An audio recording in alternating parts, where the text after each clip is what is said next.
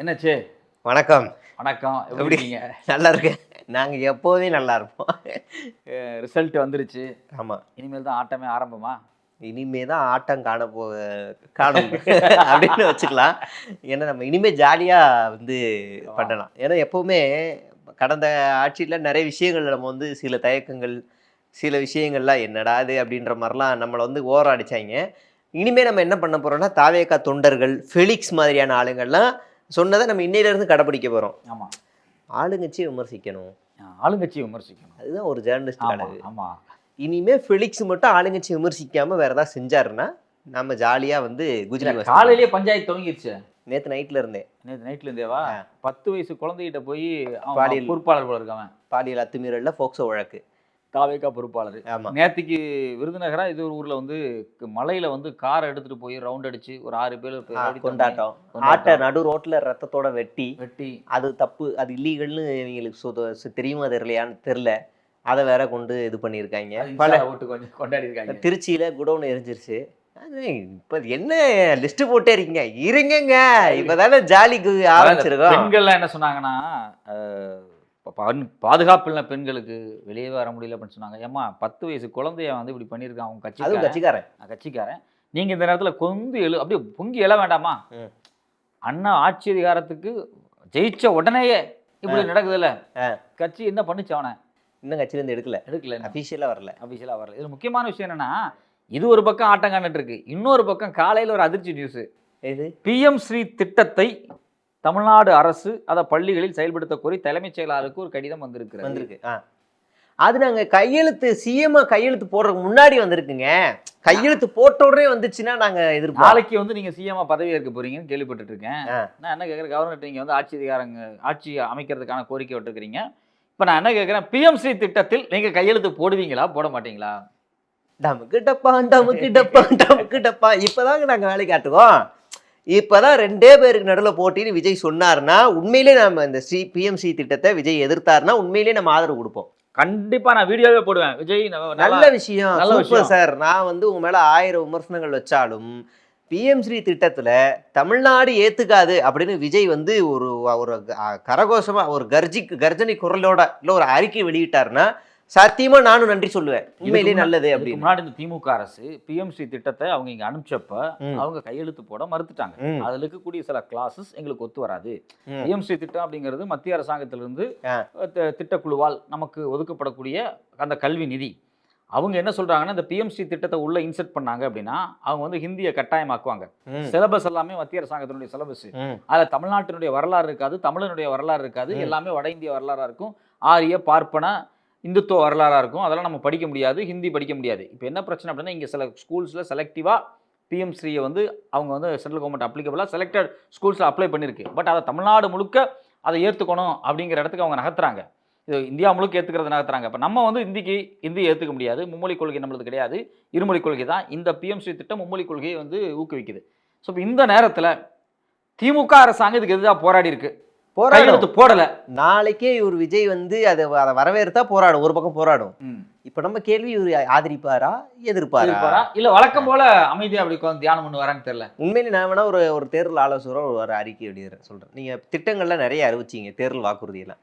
அதுக்கு பதிலா முதல் கையெழுத்தா பிஎம் ஸ்ரீ திட்டத்தை நாங்கள் ஏற்றுக்கொள்ள மாட்டோம்னு ஒரு கையெழுத்தை போடுங்க.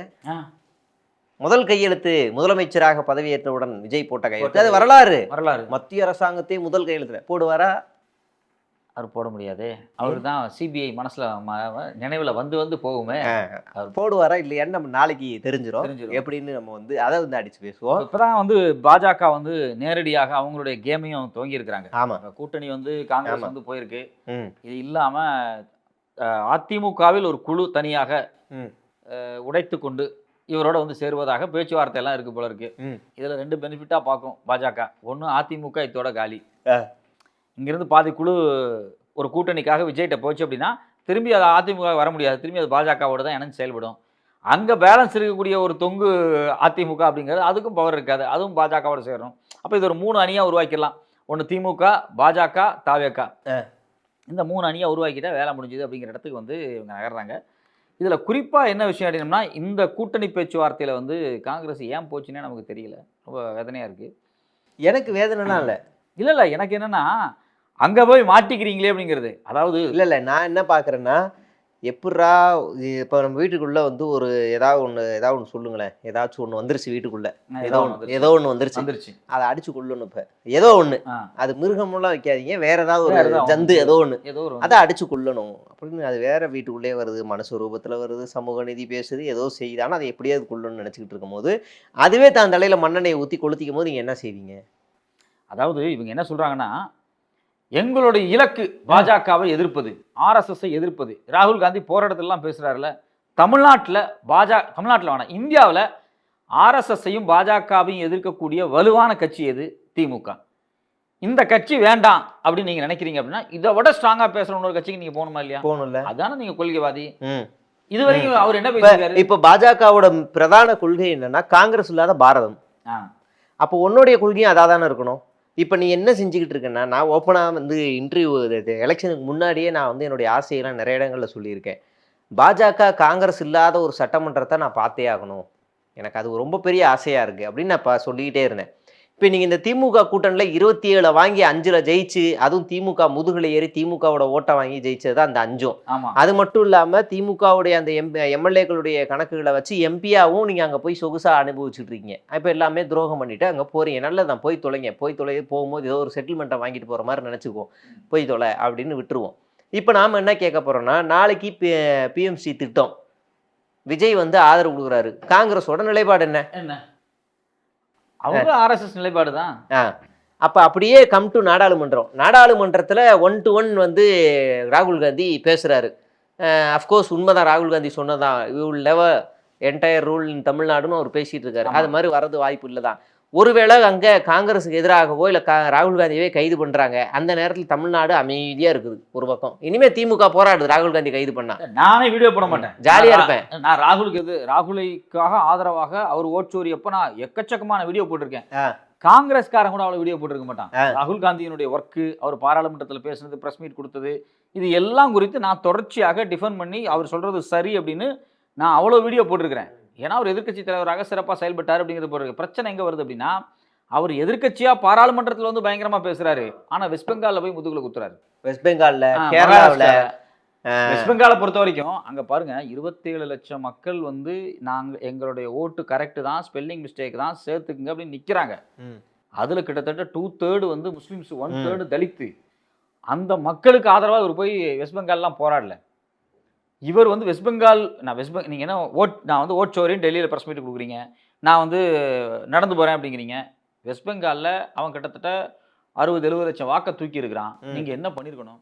அங்கே போய் போராட வேண்டாமா மம்தாவோட கை கோர்த்துன்னு? ஆனால் நீங்கள் மம்தாவோட கை கோர்த்துன்னு போராட இல்லையா? இல்லை, அங்கே மம்தாவை காலி பண்ணுறதுக்கு நீங்கள் வேலை பார்க்குறீங்க. மகாராஷ்டிராவுக்கு வந்து அங்கே இருக்கக்கூடிய உத்தவ் தாக்கரே, அவங்க என்சிபி காங்கிரஸ் இதை காலி பண்ணணும்னு நினைக்கிறீங்க.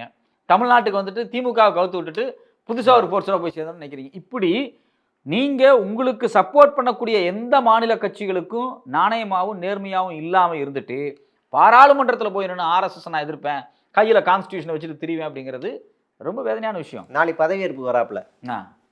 வெளியுறவு கொள்கையில் ஈரான் யுத்தத்தில் வந்து குழந்தைகளை கொண்டுட்டானுங்க. ஆமாம், 128 குழந்தைகளை. இந்தியா வருத்தமே தெரிவிக்கல. அந்த நாட்டினுடைய தலைவர் அலி கமேனி கொலை பண்ணிட்டாங்க, வருத்தமே தெரிவிக்கல. சரி, மோடி தான் அப்படி இருக்காரு, எதிர்கட்சியா உட்காந்துருக்கு, நீங்க வருத்தம் தெரிவிக்கணுமா இல்லையா?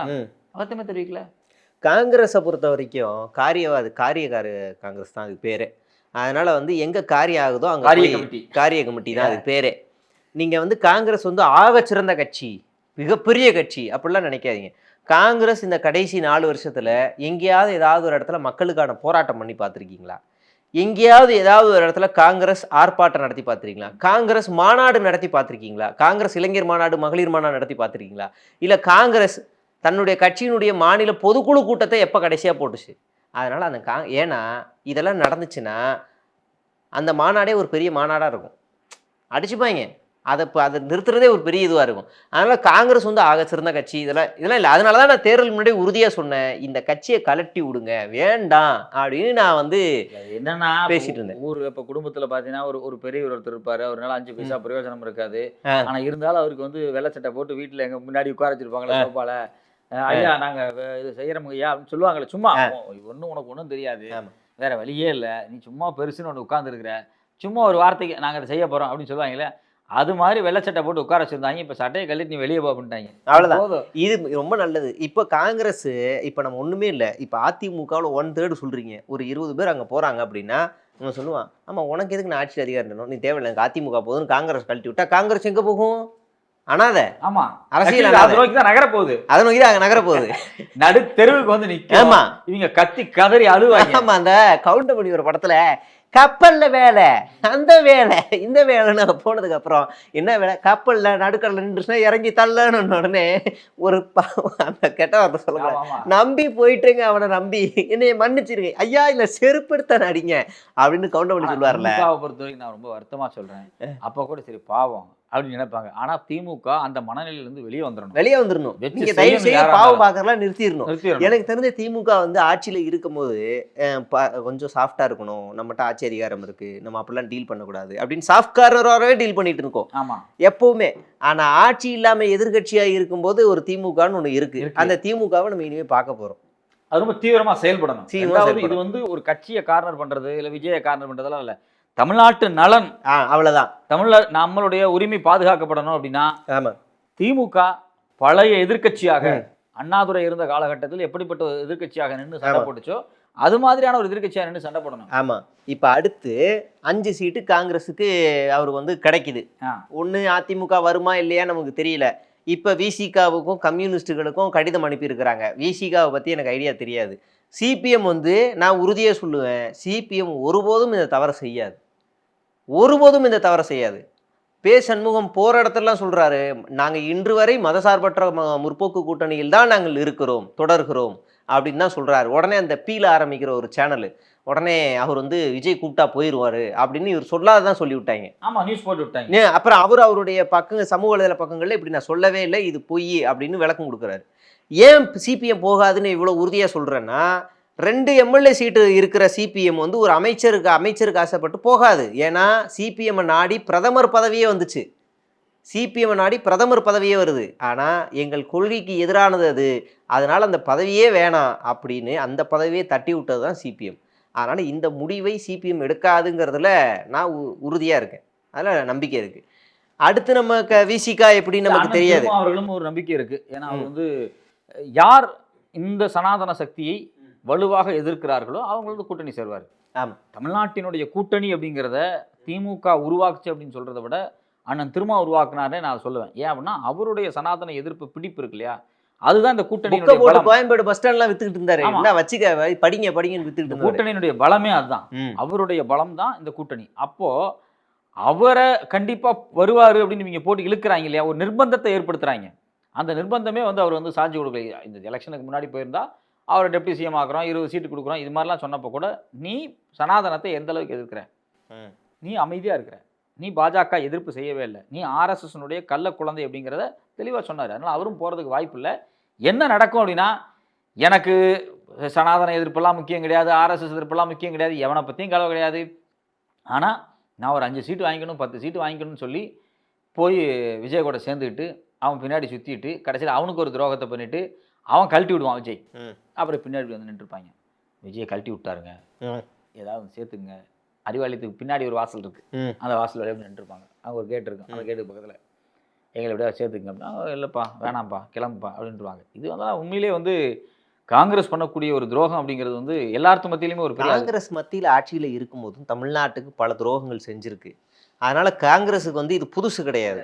அதனால அதை வந்து நம்ம அதே ஒரு பெரிய ஒரு எபிசோடா பேசணும். ஆமா, காங்கிரஸ் செய்த துரோகங்கள் மட்டுமே தனியா உட்காந்து பேசணும்னா, காங்கிரஸ் ஆட்சியில இருந்தபோது தமிழ்நாட்டுக்கு செய்த துரோகம், காங்கிரஸ் ஆட்சியில் இல்லாத போது தமிழ்நாட்டுக்கு செய்த துரோகம் அப்படின்னு 2ஆ பிரிச்சு நிறைய பேச முடியும். இந்த தமிழ்நாட்டுக்கு ராகுல் காந்தி எத்தனை முறை தேர்தல் பிரச்சாரத்திற்கு வந்தார்? வெஸ்ட் பெங்காலுக்கே போலங்க அவரு. கேரளாவுக்கு எத்தனை முறை போனார்? தமிழ்நாட்டுக்கு நீங்க ஏன் தேர்தல் பிரச்சாரத்துக்கு வரல? 28 சீட்டு கொடுத்துருக்கோம், ஒரு 4 தொகுதியா பிரிச்சா கூட நீங்க ஒரு 5 முறை 6 முறை வந்திருக்கணும், வரணும்ல, ஏன் நீங்க வரல? மல்லிகார்ஜுன கார்கே எத்தனை முறை வந்தார்? இப்ப நம்ம அடுக்கணும்னா கேள்விகளை அடுக்கிட்டே போகலாம். அப்ப இது உள்ளடி வேலை தானே, உள்ளடி வேலை தான் இது எல்லாமே பண்ணியிருக்கிறாங்க. ஒன்றும் இல்லை, வெளிப்படையா கேட்குறேன், 41 பேர்த்த அநியாயமா கொலை செய்து விட்டு தன்னுடைய பொறுப்பை ஏற்றுக்கொள்ளாமல் அங்கிருந்து போன தாவேக்காரர்கள், அது விஜய் உட்பட, இவர்களை கண்டிக்க வேண்டாமா நீங்க? அதை விட்டுட்டு ஃபோன் பண்ணி நான் விஜய்க்கு ஆதரவு தெரிவிச்சேன்னு சொன்னார்ல. நான் என்ன கேட்குறேன், திமுக அவங்களுடைய கூட்டணி கட்சி. கூட்டணி கட்சியின் மீது ஒரு அவதூறு பரப்பப்படுது. அந்த அவதூறு பரப்புவது தப்பு. தமிழ் மக்கள் இதை நம்ப வேண்டாம். அது ஆக்சிடென்ட்டா இருக்கலாம், அது திட்டமிட்ட சதி கிடையாது. அந்த ஆக்சிடென்ட்டுக்கு யார் பொறுப்பேற்கிறது அப்படிங்கிறத பின்னைய நாட்களில் சிபிஐ விசாரணையோ இல்லை நீதி விசாரணைக்கு பிறகு தெரியும். தயவுசெய்து இப்படி ஒரு பரப்புரை செய்யாதீங்க அப்படின்னு இந்த திமுகவுக்கு ஆதரவு ஒரு ஸ்டேட்மெண்ட் கொடுக்கலாம்ல, அதை கொடுக்கல. இப்ப நான் கரூர்ல விஜய்க்கு ஃபோன் பண்ணி ஆதரவு நீங்க அழுகாதீங்க. இப்ப நான் கரூர்ல இன்னொன்னு சொல்றேன், ஆதரவு கொடுக்க வேண்டியது பாதிக்கப்பட்ட மக்களுக்கு தான். ஆட்சியில் இருந்த திமுக நிதி கொடுக்குது, விசிக ஒவ்வொரு மாவட்ட செயலாளர்கிட்டையும் 50,000 கலெக்ட் பண்ணி கொடுக்குறாரு, சிபிஎம் கலெக்ட் பண்ணி கொடுக்குது, பாஜக கலெக்ட் பண்ணி கொடுக்குது. காங்கிரஸ் என்ன பண்ணுச்சு? கேள்வி இன்னொரு பல விஷயங்களை அப்படியே அடிக்கணும். அதே மாதிரி விஜய் மாதிரியே 30 நாள் கழிச்சா விஜய் அங்கே போய் நிதி சேர்க்கிறாரு, அடிப்பட்டவங்களுக்கு இப்போ வரைக்கும் காசு போகலை. காங்கிரஸ் என்ன பண்ணுச்சு? அப்போ அந்த ஒரு கேள்வி வருது. சும்மா நேரில் போய் பார்த்துட்டு இருந்தாங்க ஜோதிமணி, பக்கத்திலே இருக்கிறதுனால. வேற வழியில் போய் தான் போய் அதே தொகுதி வேற, அதனால போய் தான் ஆகணும், அதனால போயிட்டு வராங்க, அவ்வளோதான்.